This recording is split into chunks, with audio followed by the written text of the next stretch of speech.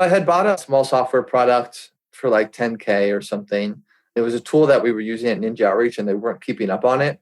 So I said, oh, let me buy it from you guys. And then on a rainy day, I'll invest in it and it'll be like my next business.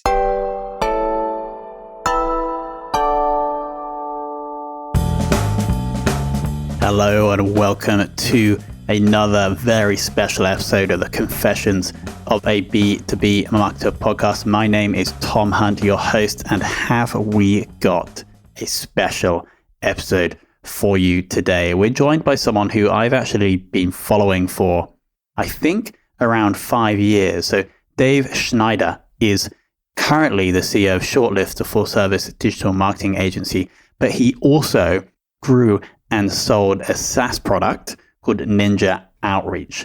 And so around 2016-17, I was also bootstrapping a software flash marketplace. And I actually guest blog post on the Ninja Outreach blog, did a little bit of work with Ninja Outreach, but kind of followed their journey. They were at a later stage than we were. And it was just great to see Dave was sharing a lot of his learnings from their journey.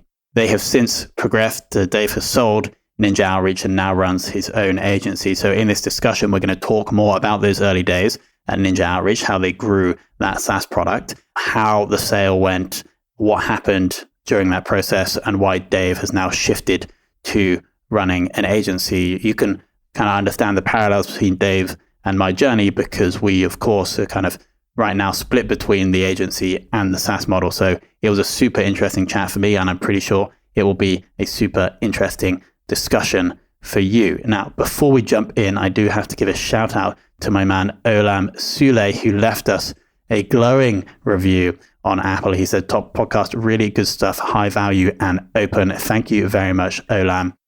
Olam currently runs a small consultancy called Dolphin Analytics. So if you do want to learn about machine learning and visualization and the impact that can have on your business, then simply Google Dolphin Analytics or check out Olam Sule on LinkedIn. Thank you, Olam. Right, let's jump right into that interview with Dave. We'll kick off in 3, 2, 1. Dave, thank you for coming on. Thanks for having me, Tom. Now, before we start, I'm not sure if you're aware, but I actually wrote a guest post for Ninja Outreach like in 2016. Do you remember? Okay, you do. Cool. Yeah. Your name was very familiar. I was like, oh, I know this guy. Yeah. Because I think we were I was building Virtual Valley, which didn't work out. Well, Ninja Outreach worked out a lot better than Virtual Valley in the end. But we were both bootstrapped, both heavily focused on content marketing. And you guys had a blog that I wanted to get on. So I emailed you and then you let me post. I think the title of the episode was How to Start a Software Company with Only like $2,000 or something. Anyway, so the reason I bring that up for the audience is this is the context, is that I have been aware of Dave. Really, I think it was Ninja Outreach that I first kind of saw you, but I know you had a blog before that you kind of combined into Ninja Outreach, didn't you? That's right. Yeah. I was originally writing just a personal blog. It was called Self-Made Businessman. It was just a business blog, entrepreneurship. I had been doing, digital marketing for a little bit of time. I actually had a travel blog. It's one of those things because I was traveling around, but I was writing about travel and I wanted to be writing more about business. I started this personal blog. And that was when it was kind of through that I met Mark, because I ended up being like a podcast guest on his podcast. And Mark ended up being the co-founder of Ninja Outreach. And then years down the line, 2-3 years later or so, I no longer really had time or motivation to keep up with Self-Made Businessman. And so we basically rolled it into Ninja Outreach, like you said. We basically just transplanted all the articles and then redirected the URLs. Got it. And so I want to take a quick step back in that pre-starting Ninja Outreach, where did the interest or where did the spark to actually start either learning about marketing or starting a business come from? So a lot of learning about marketing and starting a business, it came from us deciding to travel. This is me and my wife. We quit our jobs. We were working corporate jobs back in 2010, 2011, 2012 or so. And we decided we wanted to go travel. But we didn't quite have enough money saved up to do the full extent of the trip that we wanted. And so that was when I started looking into websites and SEO and content and could you generate money online and that type of stuff. And we basically started with the travel blog and started earning money through that by working with sponsors. And then as I worked that for a couple of years, I just realized that travel wasn't really my passion. and I wanted to build a product. I wanted to build a product that had customers and users, and that if I felt like it was something more tangible than just like this travel blog website. And so I started thinking about something like Ninja Outreach. It wasn't exactly the same vision, but it was a sort of a content marketing tool. And I did a little customer research, and then I met Mark, and we kind of just navigated our way into this influencer marketing platform. Got it. So actually one of my later questions is going to be about why you now have an SEO agency. But I kind of understand now in that ever since you started in this whole game, you've been in the SEO and content world. Yeah, I'd say that's fair. I mean, there are people that know that better than I do for sure. There are kind of, SEO experts and stuff like that. But the majority, I guess, of work that I've done, it generally revolves around inbound marketing. So SEO and content and things of that nature. Cool. So then Mark interviews you on his podcast, you get chatting, and then you decide to build together this tool. Yeah, exactly. It was fully bootstrapped from the start. And I'll just give the audience an understanding. Well, actually, people can go and check out Ninja Outreach right now. But from my memory, it would allow you to easily find and then reach out to influencers. Yeah, that was definitely the intention. And I think that for some people, it was easier than others. It kind of depended what influencers you were looking for and what niche you were in. And, that was the vision we were trying to achieve. Cool. And so you started this. I assume there was a time period where you guys were actually building a thing. Let's just skip that. And I want to talk about, because this is a podcast for B2B marketers, is generating those first, like up to 10K in revenue. I know content did play a big part, but was that the core driver of the customers? I think content played a role even in the early days. The thing is, we were starting back in 2014. So you're looking at like 6-7 years ago or so, which is obviously not decades ago. But I do feel that maybe, I don't know if the strategies would be the same as they were then. The very first stuff that we did was we did a lot of outreach because there were people that were already using tools like BuzzStream and InkyBee. And we wanted to get in touch with these people and say, look, we have this other tool that we're building and we think that maybe it offers something that those tools don't. Would you consider giving it a try? And we kind of isolated that audience of people that were using those tools but weren't like super happy with them or didn't feel that they were offering them the complete role. Back in those days, those tools were purely prospecting tools. They weren't really outreach tools. And so they'd have to like do their prospecting in one tool and then essentially export into another tool and do outreach there. And you lose something when you have to do that. You lose something within your workflow and the data and stuff like that. So the idea was to kind of put it all in one. And so that was kind of, we were able to generate some respectable interest from just that pitch. Maybe we had like 100 to 200 or so people that were kind of interested in being beta users. They were kind of excited about the product. And it honestly didn't launch well because the product was really basic. When we first launched, it was a desktop app, which was pretty... Oh, yeah, I remember. Yeah, that was a terrible decision. And only Windows users could use it. So, I mean, we had just kind of, not offended, but excluded for sure, a large part of the market. And so it launched pretty terribly, but I think content and the traffic that we had generated to the site helped some inbound leads kind of come in and people were giving it a shot. And I think some of the big things that helped us in that first year to get from 0 to 10K, because it took us about like 12 months or so, was launching on Product Hunt. I remember we had gotten maybe a couple thousand MRR through the hard way. And then we did a Product Hunt launch and that went pretty well. And then we did an AppSumo launch right at the end, I think as well. I think it was like October or something of our first year. And AppSumo didn't necessarily provide us with monthly subscribers because you basically sell a lifetime version of your tool. But it gave us a lot of exposure. And people basically saw us after the deal was done and they came back to us. And so I think those two kind of product launches for us were the icing on the cake that kind of got us to 10K. Got it. And then before we move on to the next kind of realm of growth, you mentioned reaching out to people that were using BuzzStream or other products. How did you find those people?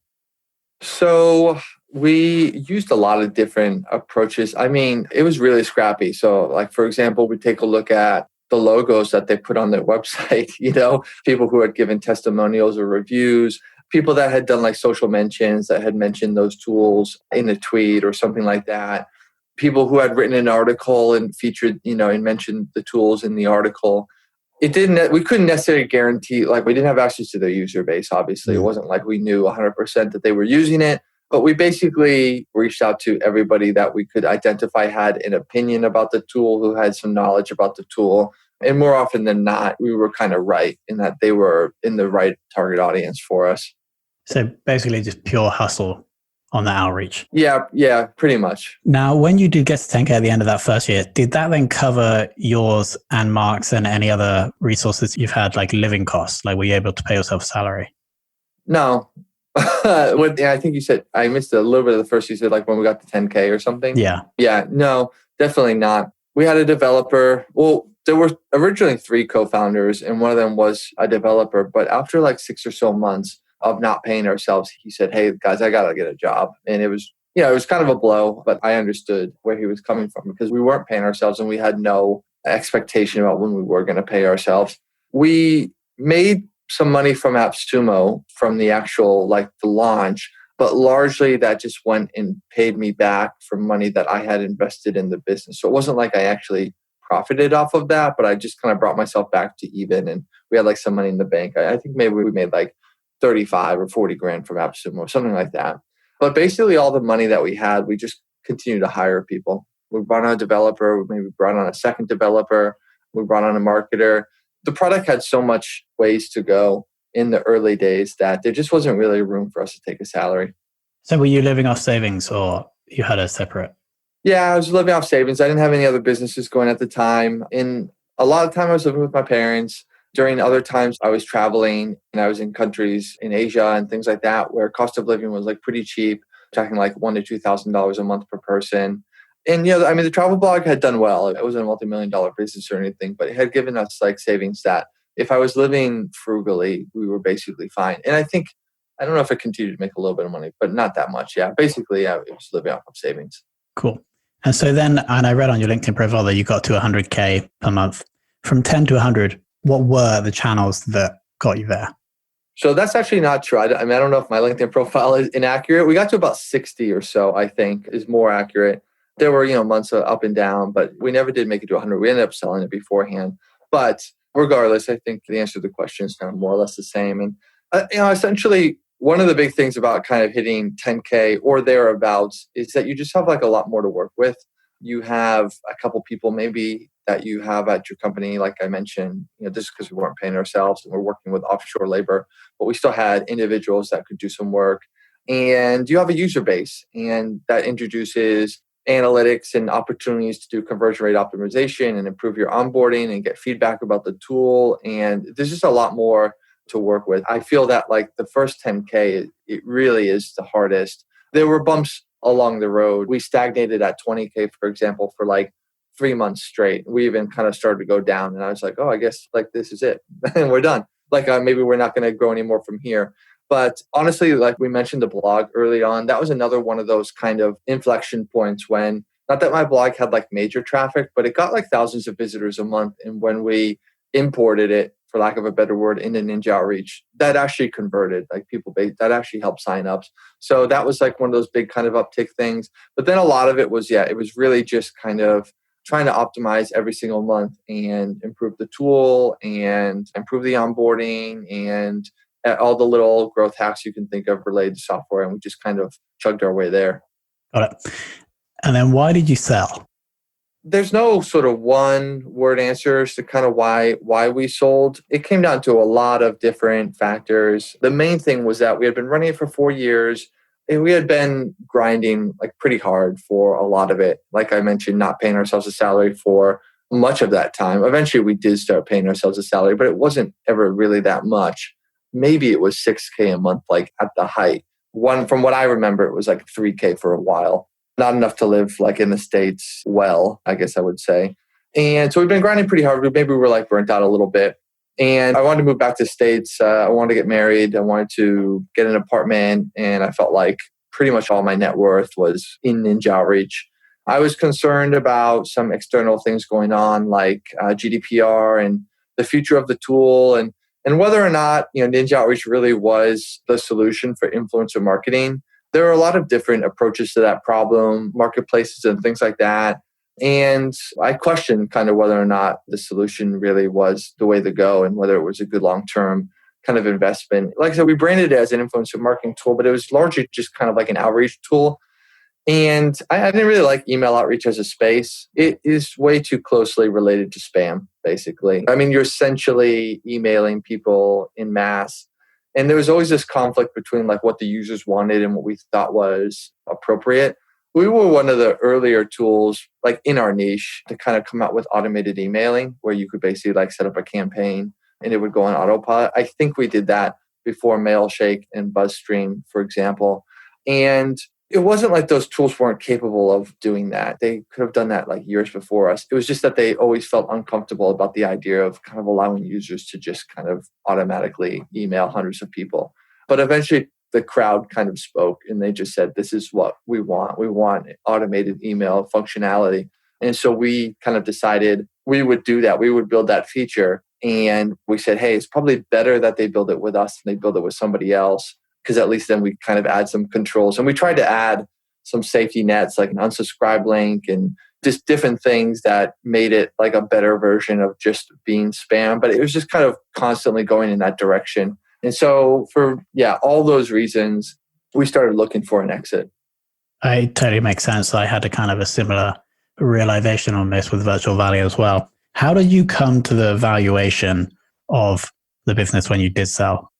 So if you have a software business and you want a professional opinion on your valuation, there's frankly a number of marketplaces that will do that for you for free, like FE International. Like they met with us, they went through the numbers, they told us what they thought it was kind of worth based on their experience.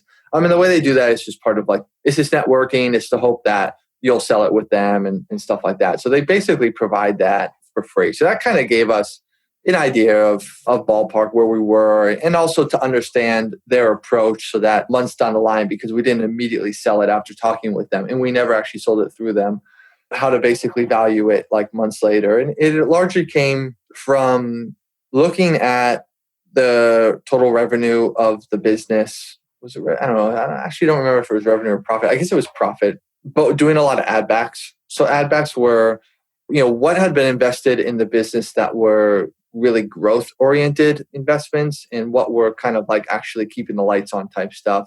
And the approach was that if you had a bunch of ad backs, if you had a bunch of things that you invested in that were just growth, that you could essentially add those back to the profit. Somebody, like I said, somebody will explain this way better than I will. But the idea is kind of like if somebody just bought the business and decided to invest absolutely nothing in it, what would they be earning? And there's obviously like a little bit of flaw in that because some degree of growth investment is necessary to kind of maintain a business. Otherwise you will like decay. But to a large extent, like a lot of the things that we did, like we redid the website and we had redone the app and all those things we had done the year before we sold, we would kind of say, look, like those are one-off costs that you're not going to need to pay for again. And they basically have benefited the business. And so we want to kind of retroactively add those back to the profit. And once we came up with that number, I think it's like sort of like a seller's discretionary earnings or something like that, you basically have to agree on a multiple, which in those days was something like 3 or 3 to 4, something like that. This is not like a high growth product. And not all software, it means it's like high growth and it's going to sell for like 10 or 20x or something like that. It's just kind of like, that's like a standard multiple for a nice software business that's been growing. And so that's kind of where we came up with the number. And ultimately which source did the buyer come from? Was it from a marketplace or was it from a network or was it from a customer? I think none of the above. They reached out to us. They were shopping for products. I think that the buyer owns a portfolio of software businesses and they were looking to add to them. And so they were doing outreach to basically solicit software owners to kind of sell their business. And they weren't looking in the marketplaces. And that's why they didn't find us there. And we had a discussion in July of like 2017 or something, which was like 6 months or so before we ended up selling. And it was a good talk and we took some next steps, but we were in the middle of rebranding Ninja Outreach and we just felt that now wasn't the right time. And so we continued to work on it for 6 or so months. And then in January of the new year, we reached back out and we said, hey, we think we're ready right now. We think it's like in a good place and it's a good time to hand it off. Got it. And because it was directed enough to pay 10, 20% to a broker or marketplace. Yeah, I mean, obviously, it's a little bit of a tough pill to swallow. I understand there's a huge value in like the marketplaces that they create and the access to the buyers and those types of things. But we actually did talk with a marketplace. I I think they're called digital acquisitions. At least that's what they were called at the time. And they got us a couple conversations, but nobody offered us any, like, we got the same offer from them that we got from this guy. And the difference being that there was no like 10 to 15% commission. So it was kind of a no-brainer. Cool. So at some point in 2018, you have this lump of cash from the sale. You move back to the States, I assume. What happens next? So I had bought a small software product for like 10K or something. It was a tool that we were using at Ninja Outreach and they weren't keeping up on it. So I said, oh, let me buy it from you guys. And then on a rainy day, I'll invest in it and it'll be like my next business. I wasn't exactly sure that we were going to sell Ninja Outreach at the time, but I guess that was kind of the thinking. And so I probably took a couple of weeks and I probably didn't do that much of anything. But then I wanted to build up the software business. I thought, oh, hey, let's do it again. And I was really excited about this product. I had used it. It had worked for us. It was like a churn reduction tool. And I felt like it had a lot of potential. And I was like, okay, I'm going to open up the playbook from Ninja Outreach and let's go again. I started guest posting and doing all the, hire a developer. And I wanted to be careful to not overspend because it wasn't like I had exited an amount that I was like never had to worry about money again or anything close to that. But I had enough that it could be dangerous that I could allow myself to just spend money and not really like pay attention to it because I was bootstrapping it, but I was self-funding it. So I started kind of working on that product. And then that led to some services. I started doing a little consulting and I started to do, basically I wanted to hire a team who would do the inbound marketing, like the guest posting and the SEO for me for this new product, which was called Less Churn. Because after 4 years, I just didn't really have the motivation to do it myself. To be honest, like 4 years prior to that, I was totally fine to live in my old room in my parents' house and write 8 guest posts a day or whatever it was and just churn them out. But 4 years after basically growing the company and having worked with a business that was, it was small, but it was $50K a month. It was good. I just couldn't go back to like square one again. I really kind of struggled to just do that myself. So I brought people on and we started kind of executing the service.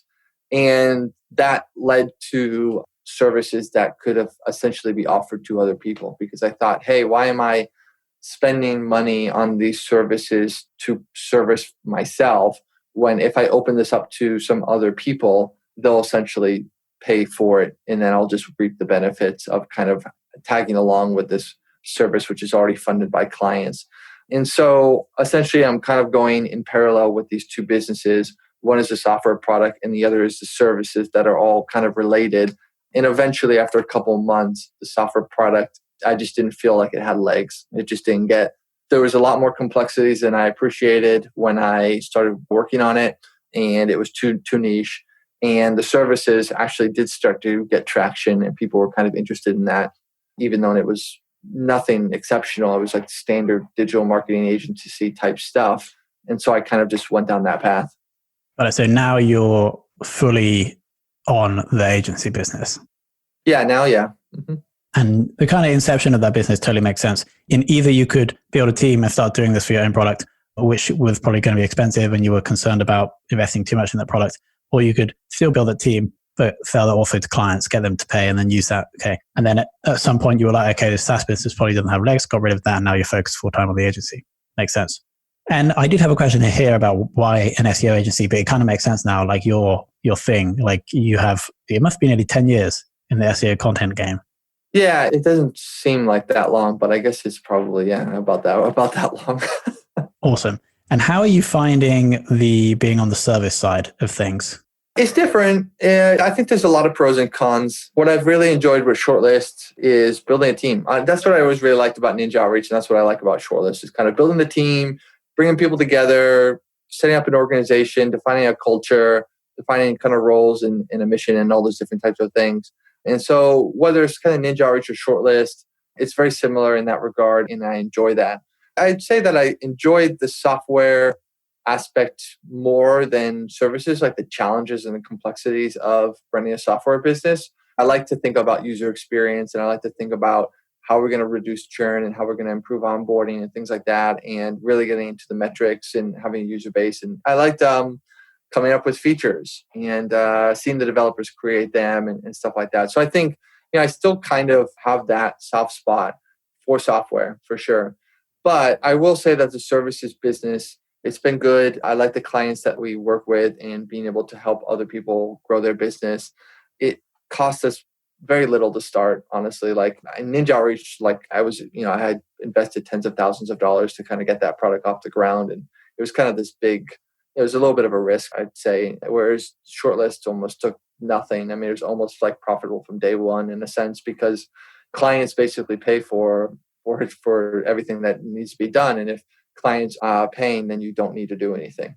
Whereas like a software, you have to kind of like always pay for hosting and developers and stuff like that.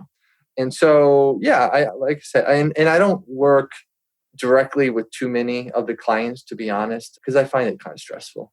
Yeah. And so I'd like to stay a little high level and work more internally with the team and things like that. So the short answer is there's a lot of differences, but there's also a surprising number of similarities and challenges with kind of just running a business and growing a business. And it always seems like the grass is greener. And when I was in the software, I always thought like, this stuff is so hard and I wish I was doing something simpler. But the services business has its challenges too. And it's just kind of like, yeah, it's a little bit of a grass is greener thing sometimes. You think that there's another SaaS product in you? Ultimately, you'll go back to the SaaS game or even start one up from within the agency? I hope so. I do feel that I don't think Shortlist will be my last business. I hope not. And I have, goals of starting another SaaS business. I mean, to some extent, the idea was build the agency and then make that profitable and then use that to invest in other ideas and products and businesses. Because now the agency is an asset in that it is a team of marketers and developers and designers and copywriters and kind of all the pieces that are there that are needed to build a business, just kind of like I used to have at Ninja Outreach. But at the same time, I don't want to be naive. Software is really difficult. It was difficult back with Ninja Outreach, and I think it's gotten even more crowded since then. And I mean, there's no guarantees for sure. Yeah, I think I totally agree with the grass is greener thing. And the common reason why people say you shouldn't start an agency because it won't scale. It may not scale. It may be very hard to scale that to 1,000 people and like 5 million a year in revenue. But to scale it to 10, 20 people and $1 million a year in revenue, which I assume is going to be good enough to live a good life in America for the founder, that's much more achievable than building a SaaS company that gets to 100K. Would you agree?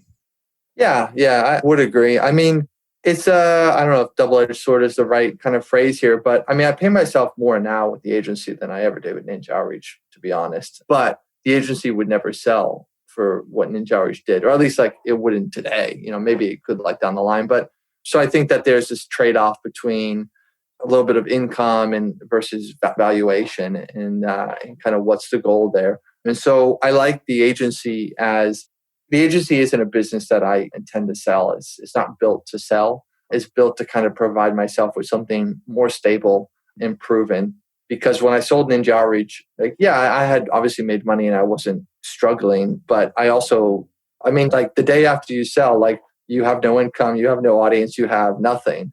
And so then you kind of have to just climb up from zero. And there's only so many times I think in a person's life that you want to do that you kind of want to be like, oh, here we go again. It's a little too much. So that's why I like the agency, and that I think that it offers a little bit more long-term stability, but there's less upside. And so I would like to eventually, start a software product or some other business that I thought had more potential and scalability and things like that. But still keep the salary from Shortlist, of course. For sure. Not that it's massive, by the way. I mean, it's definitely not. I hate to give the wrong impression to people. I mean, these still not like massive salaries, but it's more than it was with Ninja Outreach for sure. And it's like enough to live on. So got it. One final question on the agency thing. You said that you like to keep a bit of distance from the clients. That must mean that you've been able to hire people good enough for you to hand that off. Any tips on doing that? Hiring people good enough that you're happy for them to deal with everything to do with the client? Yeah. So, I work mainly with people who are offshore. So a lot of our team is in Macedonia or the Balkans in general. They could be in Serbia and Ukraine and things like that. Firstly, I'll say that if you ever have goals of your employees, like working directly with clients and you're working in offshore labor, they have to speak good English. And in my experience, whatever somebody's English is on day one, that's what it is. Like, it doesn't get any better 2 or 3 years from now. You can teach people to do SEO and content and stuff like that. But you are not going to teach like a 25-year-old to have a better accent or to speak English better. That's just what they grew up with. That was how they learned it and things like that. So you have to know kind of like what's teachable and what's not. So having a really solid English is kind of a prerequisite for joining the team if you're going to be client facing. And if you're not, then don't worry about it. But that is definitely one of the things I will say is kind of like, I have maybe one or two people that I'm like, man, they have the skills, but I just wouldn't be comfortable putting them in front of a client because I don't think that their English is strong enough.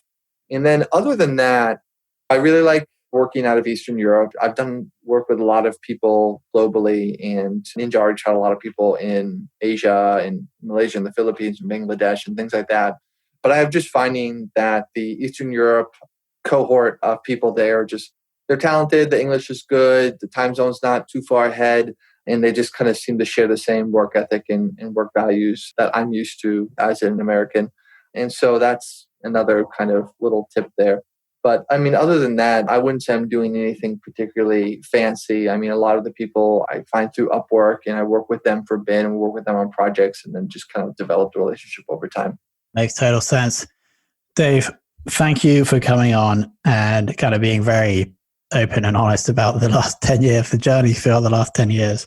It does seem like having an agency where it seems like relatively low stress or less stress maybe than Ninja Outreach, and getting more cash from it regularly, it is like a pretty good result. And who knows what's going to happen in the future regarding other SaaS products, etc., or even just the growth of the agency. So thank you so much for coming on and sharing that with us. Where shall I send people?